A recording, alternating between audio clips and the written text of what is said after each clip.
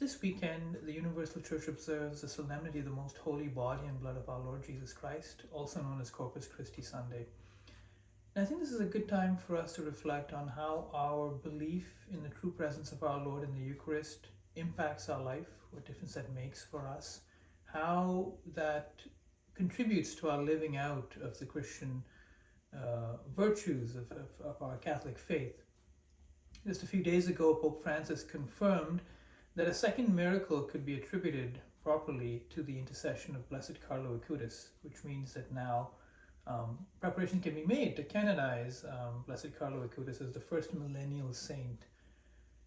Blessed Carlo Acutis is known for having been a teenager who really liked computer science and coding, and he had a devotion to the Eucharist.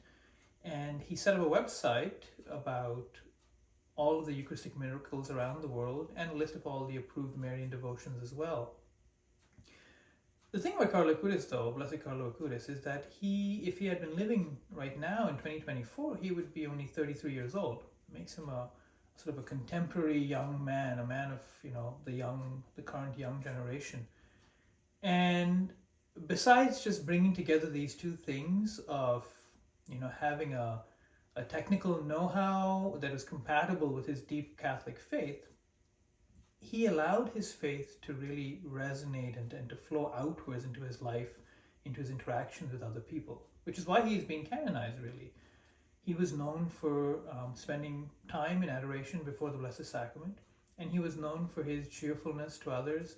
He was known for talking about the faith, not in some academic way, but in a way that really drew people to the faith. And in fact, quite a few people were baptized into the Catholic faith because they just were admiring, Blessed Carlo Acutis' life. They had this deep admiration for his love for our Lord, for his love for our Lord in the Eucharist. And so I think he's a good example for us on this Corpus Christi Sunday to think about, really. How is our knowledge of the Eucharist, of our Lord's real presence in the Eucharist, more than just something that's academic?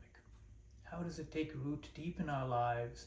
How does spending time in adoration really impact what we do outside of that time in adoration? How does it radiate out? How does God's grace radiate out from our lives? How do we allow it to radiate out from our lives?